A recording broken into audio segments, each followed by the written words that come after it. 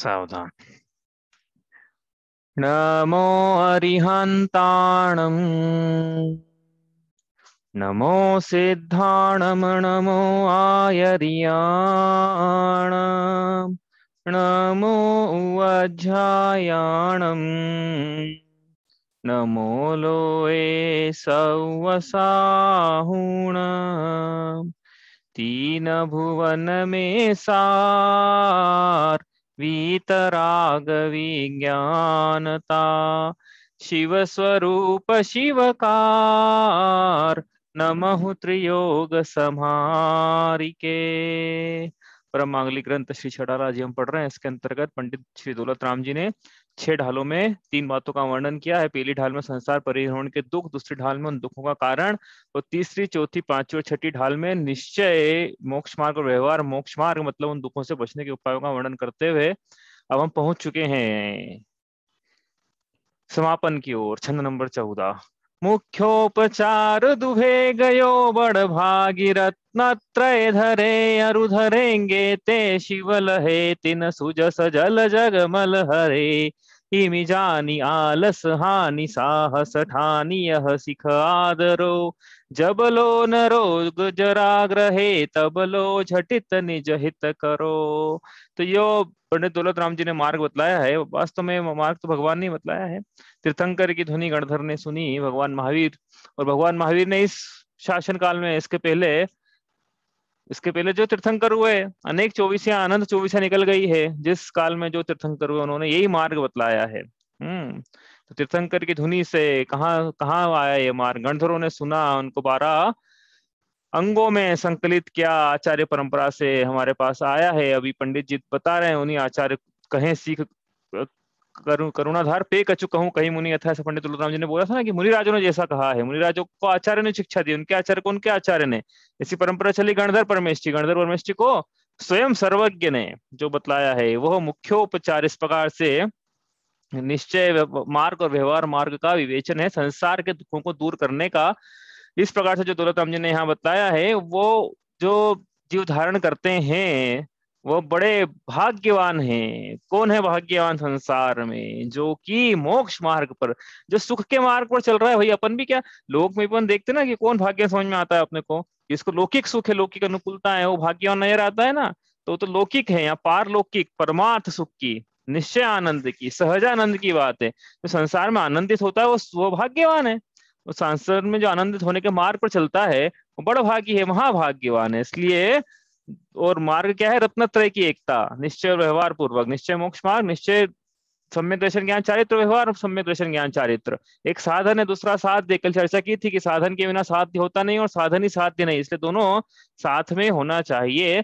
और जैसे जैसे फिर आगे चलते जाएंगे, वैसे वैसे उपचार जो है गौण होता चला जाएगा, निश्चय जो प्रमुख होता चला जाएगा, लेकिन दोनों साथ में चाहिए। तो इस प्रकार से जो रत्नत्रय को धारण करते हैं वो बड़े भाग्यवान हैं, और जो आगे करेंगे वो भी बड़े भाग्यवान हैं, क्योंकि जिन्होंने किया है, जो कर रहे हैं और जो करेंगे, वो शिव लहे, वह मोक्ष, वह सहजानंद, सच्चे सुख, अतीन्द्रिय आनंद को भोगते हैं। कैसा है वो आनंद? हमने कह दिया ऊपर कैसा है वो आनंद। अनंत काल तक उस आनंद का उपभोग करेंगे, और अनंत काल के जो दुख थे, अनंत दुख, उनको मिटाकर अब अनंत सुख की ओर इस मार्ग पर चलेंगे और सुख की प्राप्ति करेंगे। और उनके इस कीर्ति का जल जग का मल हरेगा, हरता है, हर रहा है।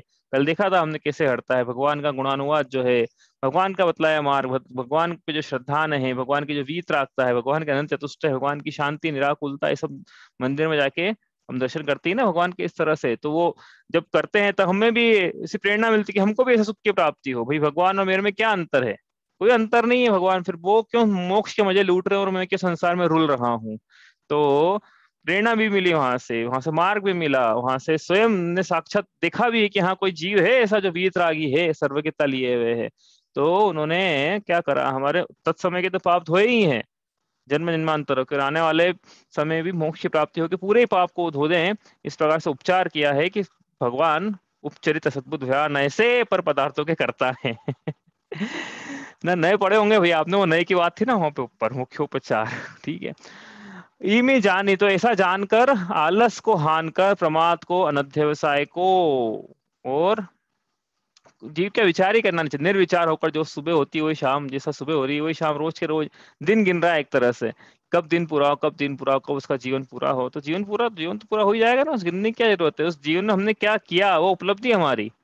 जो जीवन तो सबको मिला है ना, उसमें हमने क्या पुरुषार्थ किया है। तो सुबह शाम सबके साथ पेट सभी भर लेते हैं, सारे तिरंज भर लेते हैं, आहार की संख्या हर किसी को पाई जाती है, कौन भूखा मर रहा है? सब सारे जीव पेट तो भर ही लेते हैं।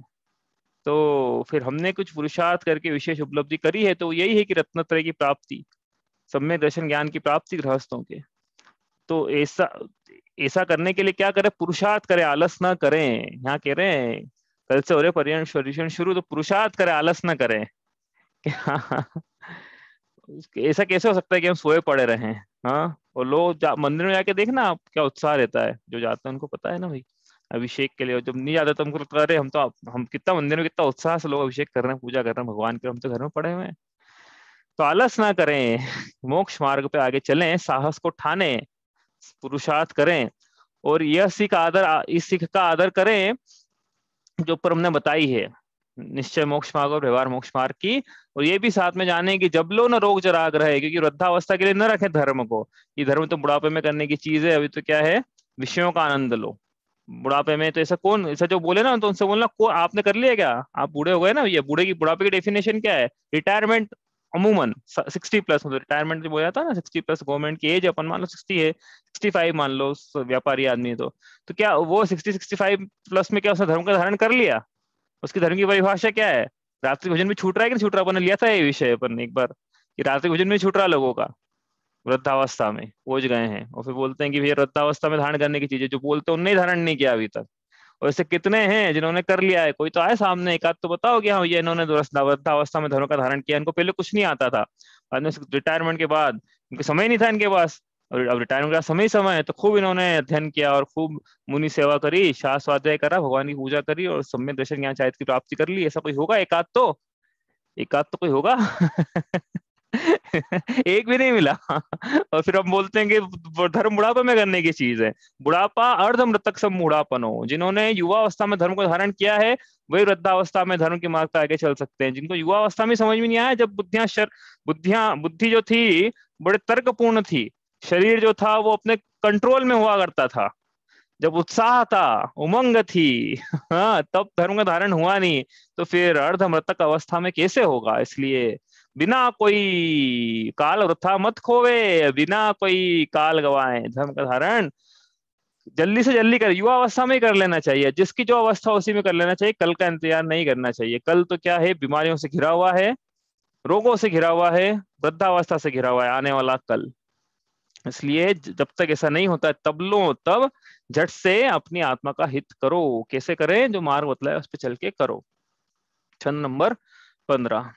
अब ये अंतिम छंद है इसका, इसके बाद प्रशस्ति है। इसमें क्या बड़ी मार्मिक सीख दे रहे हैं दौलत राम जी। अब कि इतना बता दिया है, अब क्या करें, करना क्या है? क्योंकि याद तो पूरा रहता नहीं है, किसी को भी नहीं रहता है। तो ये कंक्लूजन तो कम से कम याद रखें कि भाई ये है। मैंने आपको बताया था ना, मैं एक बार पंडित टूडरमल स्मारक ट्रस्ट गया था, जब हमको स्वाध्याय से हम जुड़े हुए नहीं थे, तो कुछ समझ में नहीं आया था वहां पे, लेकिन जो कंक्लूजन था ना वो समझ में आया, बस कि स्वाध्याय रोज करना चाहिए। ये समझ में आया और कुछ समझ में नहीं आया वहां पे। पहली बार स्वाध्याय सुनने तो क्या समझ में आया उसको, क्योंकि जो समझ, फिर वो समझ में आया वो चल रही है वो। आज होगा 15 साल उस बात को, लगभग लगभग 15 साल ही हो गए ना, 14-15 साल, 2007 में गया था शायद मैं, 14 साल हो गए उस बात को। हाँ, तो कंक्लूजन ये याद रहता है बस, तो वो एक कंक्लूजन याद रहेगा तो उससे ही जीव क्या है आगे बढ़ सकता है। पढ़ते हैं अपन ये कंक्लूजन। इह राग आगद है सदा ताते समामृत से, ये चिर भजे विषय कषाय, अब तो त्याग निज पद बे ये, कह रच्यो पर पद में न तेरो पद यहे, क्यों दुख सहे अब डोल हो सुखी स्वपद रचिदाव मत चूके यहे। कंक्लूजन दे दिया उन्होंने यहाँ पे। क्या कंक्लूजन दिया है, क्या करना है क्या नहीं करना है, मोटिवेशन है, मार्मिक सीख है, क्या करना है। दोनों देखो क्या लिखे हैं, अंत में लिखना था ना, तो एक एक शब्द उन्होंने बड़ा चुन चुन के लिखे होंगे। अंत में कंक्लूड करना है तो, यह राग आग दहे सदा, हे जीव तू राग की आग में दह रहा है, और ये राग की आग जीव को अनादिकाल से जला रही है। राग को आग की संज्ञा दी है। राग की अग्नि में जीव जल रहा है, क्रोध की अग्नि में जीव जल रहा है, उसे राग की अग्नि में, इच्छाओं की तृष्णाओं की अग्नि में। कोई भी हो, जीव अनादिकाल से झुलस रहा है, झुलस रहा है। तो क्या करें फिर? भी राग को हटाने के लिए क्या करें? वीत रक्त धारण करो। रक्त को रक्त से धोया जा सकता है क्या? ऑयल को ऑयल से धोया जा सकता है। रक्त तो राग को राग से नहीं धोया जा सकता है, राग को वीतरागता से, समता रूपी अमृत से ही धोया जा सकता है। इसलिए वो कह रहे हैं, तांते वापस आ गया, इसलिए समता रूपी अमृत का सेवन कीजिए। समता ही अमृत के समान है, राग तो आग के समान है। तो क्या करना है अब? तो अब क्या है? राग को समता का अमृत से ही है सेवन करें। तो कैसे करें? तो पहले, सबसे पहली बात तो देखो, भूमिका यही है जो हम पहले भी अनेक बार बोल चुके हैं कि सबसे पहले जीव राग को उपादेय मानना छोड़े, क्योंकि राग को उपादेय मानना आश्रव तत्व में विपरीत श्रद्धा न है। इसलिए राग अच्छा है, राग की उत्पत्ति अच्छी है, राग की वृद्धि अच्छी है, राग की पूर्ति अच्छी है। मैं पर पदार्थों के कारण मुझे राग है, जितना राग को बढ़ाऊंगा उतना अच्छा है, राग सुख का कारण है। ये जो मान्यता है पहली भूमिका में, इसको मानना, इस प्रकार से छोड़ना चाहिए। फिर आगे चल के जैसी जीव की योग्यता है वैसे व्रत आदि को अंगीकार करके एक कषाय चौकड़ी का वह सम्यक दर्शन प्राप्त करके हो गया था, फिर 2 कषाय चौकड़ी, 3 कषाय चौकड़ी, और अंत में जाके यदि मोक्ष जाने का वो ऋतु है तो 4 कषाय चौकड़ी का अभाव करना चाहिए। इस प्रकार से आगे बढ़ना चाहिए मोक्ष मार्ग पे, जिसकी जैसी योग्यता है। लेकिन हर संगी पंचेंद्रिय की, चाहे 7वें नरक का नारकी क्यों नहीं हो, 33 सागर की आयु वाला, उसको भी योग्यता है कि वो सम्यक दर्शन प्राप्त कर सकता है। वो श्रद्धान में कम से कम, लड़ाई झगड़ा करते हुए भी श्रद्धान में कम से कम राग को हेय मान सकता है, आत्मा को उपादेय मान सकता है, ऐसी उसमें योग्यता है। तो हम तो बहुत ऊंचे हैं उनसे, 7 राजू तो ही कम से कम ऊंचे हैं। 6 राजू तो ही कम से कम। बाकी कहने का क्या मतलब, हमको ज्यादा अनुकूलताएं हैं। तो नारकी ये कर सकता है तो हम तो, लेकिन पुरुषार्थ चाहिए, अपने आप बैठे बैठे नहीं होगा, ये करना होगा हमको, ये करना होगा। आगे लिखा उन्होंने, चीर भजे विषय कषाय, कि हे जीव तूने तो अनादिकाल से, अनादिकाल से, चीर काल से भजा है, सेवन किया है। किसका सेवन किया है अनादिकाल से?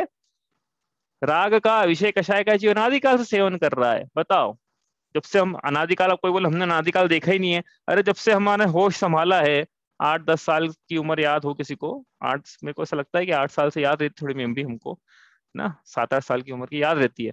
तो वहां से देखना हम कि हमने क्या किया है अभी तक, सिर्फ विषय कषाय का ही तो पोषण किया है। तो जैसे हमने 7-8 साल की उम्र से, मेरी जितनी उम्र हो चुकी है तब तक किया है, जैसे हम तो कह रहे हैं अनादिकाल से जीव है, तो अनादिकाल से वही कर रहा है। जिस भी पर्याय में जाता है उस पर्याय संबंधी विषयों को वो ढूंढ लेता है।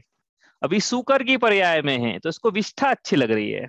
बताओ, सुगर की पर्याय में जाएगा तो विष्ठा अच्छी लगेगी ना, कि नहीं लगेगी? हाँ, कुकर की पर्याय में जाएगा तो कुकरी अच्छी लगेगी। जिस पर्याय के जो विषय हैं उसको वो सुहावने लगने लगते हैं। इसलिए अभी जो पर्याय है, इसके जो विषय है ना, वैसे ही है जैसे सुकर की पर्याय में उसको विष्ठा के विषय में आनंद बना रहा है वो सुअर, तो वैसे ही है ये विषय ऐसे है। और कषाय तो बोला ऊपर आग के समान है, कषाय जला रही है, कषाय दुख देने वाली है, निराकुलता सुख देने वाली है। कषाय जब तक होती है जी, कोई भी हो, क्रोध हो, मान मान करके देख लेना 24 घंटे। कठोर, मैंने बताया था मान करके देखना, कठोरता के परिणाम, दूसरों को नीचा दिखाने के परिणाम, हमारे को जो मान का आधार है वो बने रहने के परिणाम, हम आगे बढ़ते रहे तो लोभ आएगा मान के कारण, परिग्रह की आसक्ति आएगी, सब होगा, हिंसा भी होगी, जीवन सब, एक कोई परिणाम कषाय का एक भी अच्छा नहीं है। लेकिन जीवन अनादिकाल से इसी का सेवन क्या है कि इसकी प्राप्ति कर लूं, इसकी प्राप्ति कर लूं, इसकी प्राप्ति कर लूं, चेन बनी हुई है, प्राप्ति हो नहीं पाई, और जो हुई है उसका तुरंत दूसरे विषय कषाय की क्या होती है, आकुलता हो जाती है। चेन तो बनी हुई है ना। तो अब क्या कह रहे हैं कि अनादिकाल से कर लिया ना, कर लिया तुमने, तुम्हारी मनमानी कर ली, अब एक बार जिनवाणी की भी कर लो, है ना, एक बार करके तो देखो। नहीं जमे तो मत करना आगे, तो वो जो कर रहे हो तो खुद चल ही रहा है। अनादिकाल से विषय कैसे अचीव कर रहा है, अब जिनवाणी माँ बता रही है कि भैया एक बार मेरी भी सुन लो, कि एक बार निराकुलता का सेवन करो, समता का सेवन क्यों करो, सम्यक दर्शन की प्राप्ति करो, सम्यक ज्ञान की प्राप्ति करो, चेतनता का अनुभव करो, निराकुलता का, अतीन्द्रिय आनंद का अनुभव करो, तो समझ में आ जाएगा कि किसमें सुख है, इस जीवन ने अनादिकाल से अभी तक किया नहीं है। इसलिए इसको अभी परम सुख नजर आ रहा है। जब ये इसको सहजानंद का स्वरूप समझ में आएगा, तभी समझ में आएगा कि मैं कहाँ किन चक्करों में पड़ा हुआ था। अनादिकाल से यह जीव विषय कषाय में पड़ा हुआ है। दौलत राम जी अब सीख दे रहे हैं कि अब तो त्याग, अरे अनादिकाल से कर लिया है, अनादिकाल की त्रुटि है, अरे अब तो त्याग, अरे अब तो त्याग, अब नहीं त्यागेगा तो कब त्यागेगा? अब जिनवाणी माँ समझा रही है, अनुकूलताएं मिली जीवन में, आचार्य गुरुवर समझा रहे हैं, पंडित दौलत राम जी समझा रहे हैं कि अब तो त्यागो। अब नहीं त्यागेगे तो कब त्यागोगे फिर? और त्याग के क्या करना है? निज पद बेइये, अपने स्वपद में आ जाओ, अपने स्वपद में आ जाओ, पर को त्यागो। नीचे लिखा है देखो, कह रचो पर पद में। तू क्यों पर पद में रचा हुआ है? पर पद क्या होता है? ये पर पद क्या होता है? हाँ, हमारा तो कोई पद ही नहीं है, हम तो कोई नौकरी नहीं कर रहे हैं, हमारा काय का जो हम जैसा, अब मैं तो बोल सकता हूँ ना, हाँ भी मेरा जो ही पद है XYZ, मैनेजर हूँ उदाहरण के लिए मैं। कोई बोलेगा मैं इंजीनियर हूँ, कोई बोलेगा लॉयर, तो लॉयर है ऐसा बोलेगा। गृहिणी क्या बोलेगी? नहीं, हमारा तो कोई पद ही नहीं है, हम कहाँ पर पद में रचे हुए हैं? अरे भैया, अपनी आत्मा को अपनी आत्मा मानकर जो जो भी अन्य मान रखा है वो सब पर पद है। गृहिणी है तो उसने अपना को बेटी मान रखा है, माँ मान रखा है, पत्नी मान रखा है। तो पुरुष भी है तो पुत्र है, पति है, पिता है, सब ये पर पद हैं। हमको बस एक पंच परमेष्टि का पद चाहिए संसार में, उसके अलावा सारे पद फीके हैं। ऐसा ये कह रहे हैं कि इसलिए पर पद में मत रचो। पर पद में अनादिकाल से रचता है ना, ये चाहिए, ये पद चाहिए, वो पद चाहिए, समाज में पद चाहिए हमको, हमको पॉलिटिक्स में पद चाहिए, हमको राजनीति में कुछ पद चाहिए। यहाँ कह रहे हैं कि कह रचो पर पद में। तो अपने आप को आत्मा के अलावा जो जो भी मान रखा है उसमें मत रच, मत रच। रच मतलब उसमें अपने आप को मत रचा, बोलते हैं ना रचना, रचना का क्या मतलब है? अपने, हाँ, अपने आप को मत इन्वॉल्व कर ज्यादा। तो वो कह रहे हैं, ये तेरा पद है ही नहीं, ये छूट जाएगा। तो छूट जाएगा, उसमें हम समर्पण भाव रखें तो क्या करें? स्वपद की रख। क्यों दुख सहे? पहले तो ये करते हैं, क्यों दुख सहे? हे जीव, तूने अनादिकाल से विषय कषाय का सेवन किया है, अब तो त्याग कर अपने पद में आ जा। क्यों तू पर पद में रचा हुआ है? ये तेरा पद नहीं है। ये जीव तो पर द्रव्यों से भिन्न सुख स्वभावी आत्मा है। यदि ये नहीं माना हुआ है तो इसका मतलब पर पद में रचा हुआ और जो कि इसने माने ही पर है, तो सारी क्रियाएं भी उसकी पर के लिए चल रही है, सारे काम पड़ोसी के लिए चल रहे हैं। हम कमा रहे हैं ना, पड़ोसी के लिए कमा रहे हैं, पता है आपको? हैं, पड़ोसी के लिए कमा रहे हैं हम। तो न न तेरो पद यह है, क्यों दुख सहे? क्यों तू दुख सह रहा है? क्यों फिजूल में दुख सह रहा है? हाँ,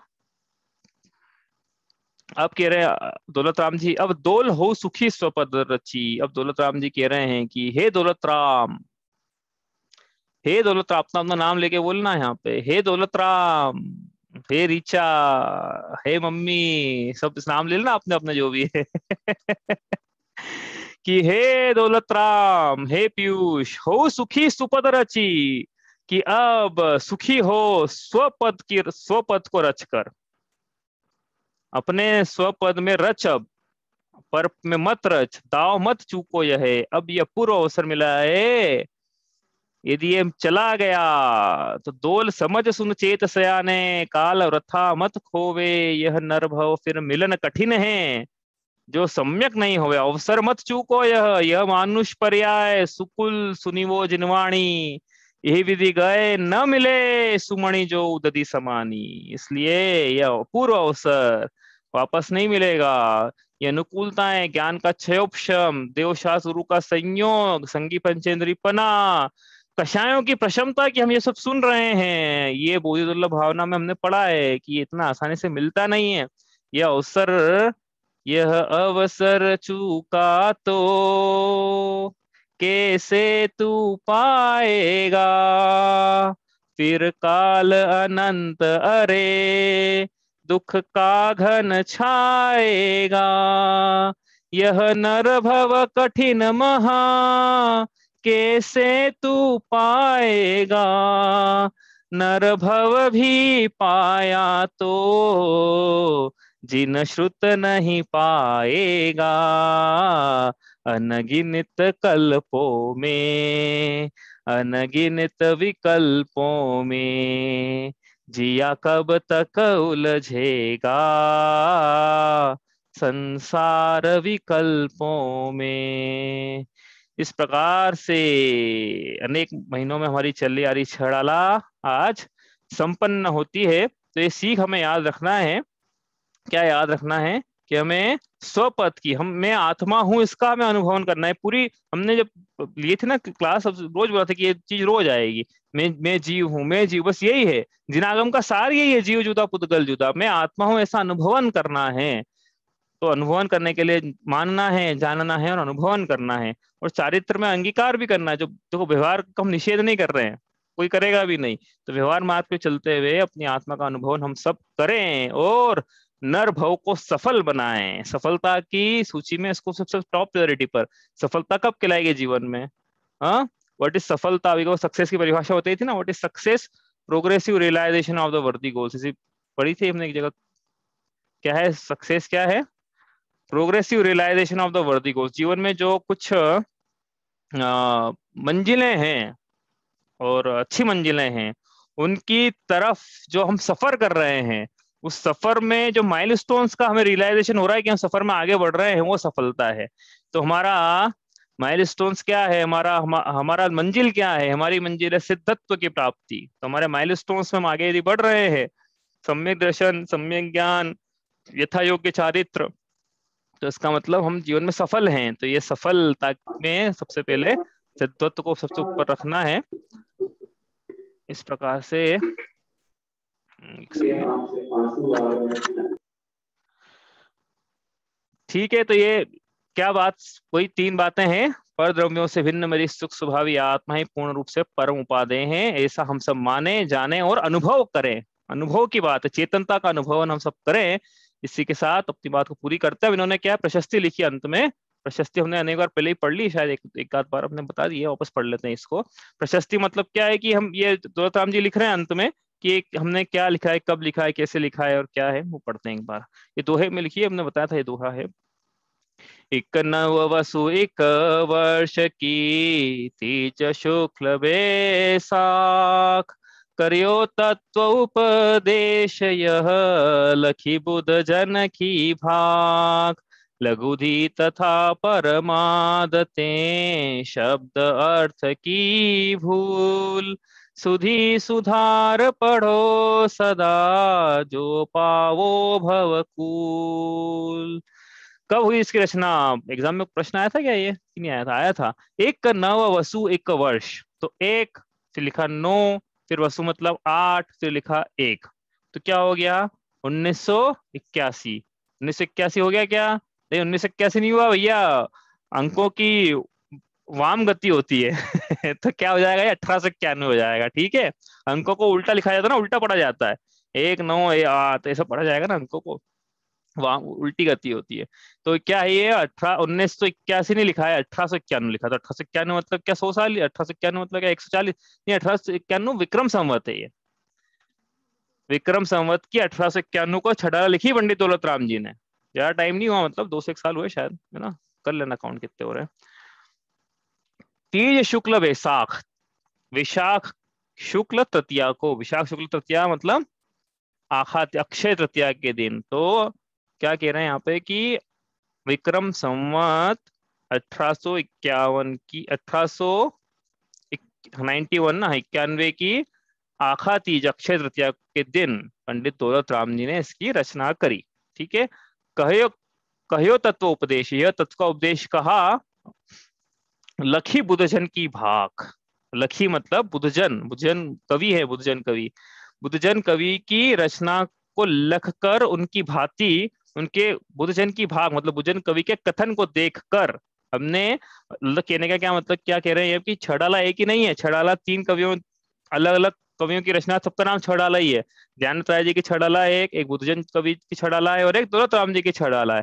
तो दौलत राम जी ने एक्सेप्ट किया बिल्कुल यहाँ पे सबके सामने डंकी की चोट पे, छड़ाले में लिख दिया उन्होंने कि भैया देखो, ऐसा नहीं है कि हमने कुछ है ना खूब मन से लिख दिया हो, हम हमको प्रेरणा के स्रोत रहे बुधजन कवि, हमको मतलब ऐसा एक्सेप्ट कर लेना अभी अपने आप में बहुत बड़ी बात है कि भाई हमारी प्रेरणा के स्रोत बुधजन कवि है, उनकी छड़ाला से प्रेरित होकर हमने ये छड़ाला लिखी है।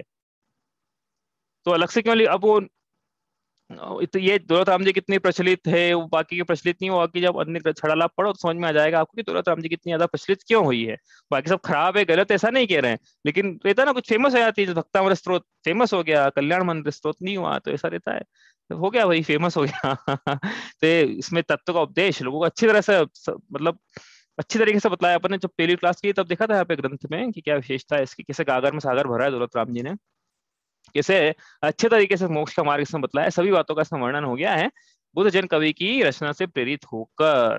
उन्होंने जैसे बुद्ध जैन कवि का नाम लिया ना, वैसे अपन भी देखें कहाँ से आया है ये तत्व का उपदेश। हाँ, भगवान महावीर से आया हमारे पास, तो वर्तमान शासन नायक तो वही है, भगवान महावीर से गौतम गणधर परमेश जी, वहां से फिर उनके आचार्य, उनके शिष्य जो बाद में आचार्य बने थे उनके शिष्य, फिर वो आचार्य बने थे उनके शिष्य, ऐसा होते होते मौखिक परंपरा, फिर लिखित परंपरा में आचार्य धरसेन के शिष्य पुष्पदंत आचार्य पुष्पदंत आचार्य भूतवली, फिर उनके शिष्यों से होते हुए हमारे पास तक पहुंची है पंडित दौलत राम जी के माध्यम से। इस प्रकार से श्रुत की परंपरा हमारे पास तक पहुंची है। और सिर्फ सिर्फ ये दौलत राम जी नहीं, हमारे पास हमको तो जो उपदेश प्राप्त हुआ है उसमें सिर्फ यही नहीं कि ये जो परंपरा आ रही है, इसके अलावा जो हमारे ऊपर उपकारी रहे हैं वो सभी उपकारी है। जैसे उदाहरण के लिए हमारे स्कूल में टीचर ने हमको अ आ ई सिखाई थी छोटे लाल मारवाड़ी में, आपके स्कूल में आपको जो सिखाई गई है, आपके त्रिलोकचंद स्कूल में आपके प्रोफेसर ने, टीचर्स ने जो सिखाई है, हमारे माता पिता ने जो सिखाया है, आपके माता पिता जी ने सिखाया है, वो सब हम पर उपकारी हैं, समान रूप से उपकारी, किसी ने एक अक्षर भी सिखाया है तो उन सबका उपकार है हमारे ऊपर। आचार्य प्रज्ञ सागर जी की प्रेरणा थी इसलिए हमने छड़ाला द्वारका में शुरू करी। उसके बाद आचार्य भंजन सागर जी ने भी छड़ाला हमको पढ़ाई थी, लेकिन सबसे पूरा श्रेय जो छड़ाला सिखाने का मैं देना चाहता हूँ तो वो विकास भैया है। उन्होंने, जैसे हम पढ़ रहे अभी जूम पे, वैसे हमने 7-8 साल पहले स्काइप पे भी पढ़ी थी। जब उन्होंने छड़ाला हमको पढ़ाई थी तब मैंने आज देखा वास्तव में कितने पेज में मैंने उनके नोट्स बनाए हैं। तो वो जो छड़ाला उन्होंने पढ़ाई थी, तो मेरे जो आज देखा कितने पेज में मैंने उनके नोट्स लिखे हैं, 84 पेजेस हैं मेरे पास जिसमें मैंने उनके नोट्स लिखे हैं। 84 पेजेस वर्ड डॉक्यूमेंट के, यदि उनको कॉपी में उतारने जाऊंगा तो कम से कम 400 से 500 पेज की कॉपी भरा जाएगी। आपने भी लिखे होंगे, ऐसा मैं किसी के ताना नहीं मार रहा हूँ, लेकिन मैं ये बताना चाहता हूँ कि ऐसे सीखा जाता है। मैं कोई आदर्श प्रस्तुत नहीं करना चाहता हूँ अपना, लेकिन सीखा ऐसे ही आता है। नहीं तो आप कैसे, अब आप दूसरा कोई पूछेगा तो हम कैसे बताए उसको, तो भाई हमने लिखी तो हमने बताया, और बताया, बताने वाले वो थे। इसलिए सबका हमारे ऊपर समान रूप से उपकार है। आचार्य विशुद्ध सागर जी हमेशा कहा करते हैं ऐसा, मतलब हमेशा तो नहीं, एक बार ही सुना है मैंने कि हे जीव, तो कब तक भगवान महावीर की बनाई हुई चाशनी में गुलाब जामुन बनाएगा। ये जो भी चाशनी हमने बनाई है भगवान महावीर की देन है, उसकी बनाई हुई चाशनी में वो मिठास जो है, वो इस तत्व में जो मिठास है भगवान महावीर की बनाई हुई चाशनी की है। लेकिन वो दिन कब आएगा कि जब गुलाब जामुन भी तेरे होंगे और चाशनी भी तेरी बनी हुई होगी, जब स्वयं तू सर्वज्ञ हो कि अतीन्द्रिय आनंद का भोक्ता होगा, वो दिन कब आएगा?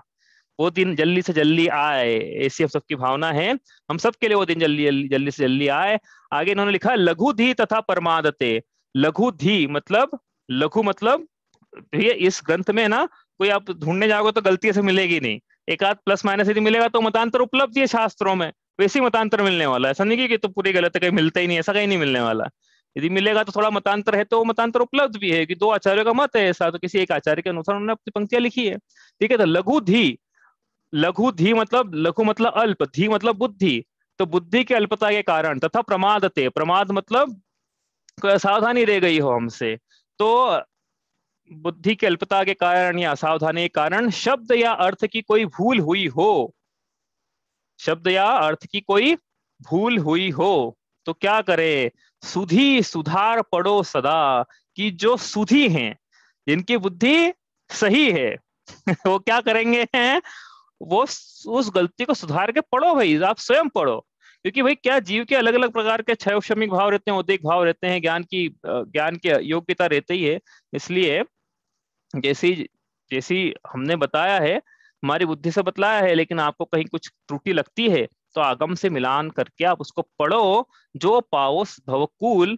और इस प्रकार से भवकूल का, भव का कूल मतलब किनारा, हम सब पाए। तो जो जो भी गलतियां मतलब आपको ऐसा लगता है कि यदि इसमें है, तो आचार्य से मिलान कर ले, आगम से मिलान कर ले और पढ़े। इसी के साथ हम भी ये कहना चाहते हैं कि भाई हमने भी जो बतलाया यहाँ पे हमारे गुरु ने तो सब सही सही बतलाया हमको, जो आचार्यों से मिला है सब सही मिला है। यदि कोई गलती है तो वो मेरी है, इसलिए आप सबसे और जिनवाणी माँ से मैं क्षमा मांगता हूँ। यदि कोई गलती हुई हो तो आप सब सुधी हैं, ऐसा मानकर आप सबको वो गलती सुधार कर स्वयं ठीक करना है। गलतियां अवश्य हुई है हमसे, बताते भी ये लोग की बाद में गलतियों को, ये बोलना चाहते थे ये निकल गया लेकिन मुंह से, बाद में हमने रिकॉर्डिंग भी देखी है, लेकिन करेक्शन करने का कोई उसमें वो नहीं देता है। इसलिए गलतियां हुई है, आप स्वयं सुधार के पढ़ना उसको।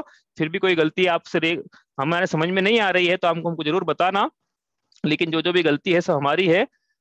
हमारे गुरु ने तो हमको बहुत अच्छे से पढ़ाया है, इसलिए सब आप गलतियों को सुधार के पढ़ना। इसी के साथ अंतिम बात ये कहना चाहते हूँ आपसे कि भैया ऐसा है कि ये जो क्लास है, अब आज अपना अंतिम छंद हो गया है, आप लोगों के नाम आए नहीं है, दो ही तीन लोगों के नाम आए हैं। तो अब ये छड़ाला तो अपनी पूरी हो गई है आज। अब ये अगले 10 दिन क्षमावाणी तक तो अपन कुछ कर नहीं पाएंगे। क्षमावाणी के बाद यदि नाम आते हैं, कम से कम 4 से 5 नाम आते हैं, 5 नाम तो कम से कम चाहिए, तो अपन फिर अगली क्लास अब बता दूंगा आपको, 27 तारीख से अपन कर लेंगे। 27 तारीख से लेके 1 तारीख तक अपन क्या करेंगे, ये 4-5 दिन यदि नाम आ गए तो उन लोगों के लिए अपन प्रेजेंटेशन का दिन रखेंगे 27 सितंबर से, क्योंकि ये भी क्षमावाणी चलेगी 21-22 के बाद, फिर वो संडे तक क्षमावाणी चलती है तो अपने यहाँ। तो 27 तारीख सोमवार से अपन 5 दिन रखेंगे। वो तब कब रखेंगे, जब लोगों के नाम आएंगे, नहीं तो नहीं रखेंगे। नहीं तो ये अपने आज अंतिम क्लास हम समझ लेना, ठीक है। अब आपको एक राज की बात बताता हूँ मैं। राज की बात ये है कि जो भी जब ये क्लास शुरू हुई थी, तब 2-3 लोगों ने कोइंसिडेंटली एक साथ बोल दिया था कि भैया आप पढ़ाना शुरू करो, आप पढ़ाना शुरू करो, आप पढ़ाना शुरू करो। 3-4 लोगों ने एक ही दिन एक साथ कोइंसिडेंटली बोल दिया। तो हुआ ये कि फिर मैंने सबसे ये बोल दिया कि ठीक है शुरू करते हैं, शुरू करते हैं। फिर वो उन्होंने क्लास में आना बंद भी कर दिया, तो मैंने फोन लगा के बोल दिया, अरे आपके लिए तो क्लास शुरू करी। हर किसी से मैंने ये बोला कि अरे आपके लिए तो क्लास शुरू करी, मैंने आपके लिए तो शुरू करी, आप तो आओ, आपके लिए तो शुरू करी, आप कैसे आप नहीं आओगे तो कैसे चलेगा, आपके लिए शुरू करी है। आपको राज क्या होती है बताता हूँ कि मैंने क्लास किसके लिए शुरू करी है। समझ में आ गया किसके लिए शुरू करी है। आपको ऐसी गलतफहमी हुई होगी किसी को कि मैंने आपको पढ़ाया है। मैंने आपको नहीं पढ़ाया है, आपने मेरे को पढ़ाया है। क्योंकि क्लास में आने के पहले 84 पेज के नोट्स किसने पढ़े। क्लास में आने के पहले अन्य ग्रंथों से भी, जहां मुझको लगता था कि ये विषय हमारा कमजोर है, हमने अन्य ग्रंथों से भी लिए हैं।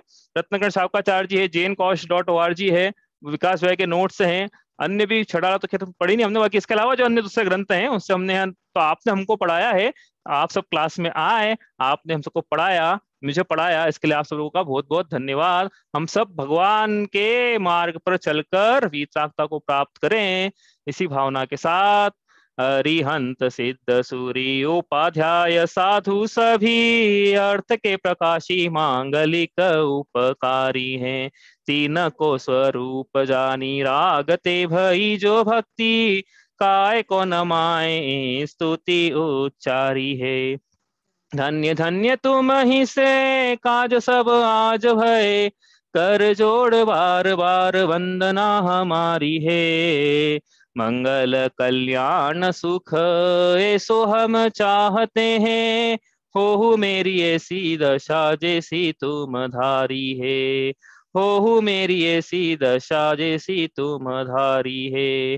हो मेरी ऐसी दशा जैसी तुम धारी है। स्याद्वादने षट द्रव्य गुण पर्याय और प्रमाण का, जड़ कर्म चेतन बंध का, अरु कर्म के अवसान का। कह कर स्वरूप यथार्थ जग का, जो किया उपकार है, उसके लिए जिन वाणी माँ को वंदना शत बार है। वंदना शत बार है। द्वादशांग जिनवाणी माता की जय।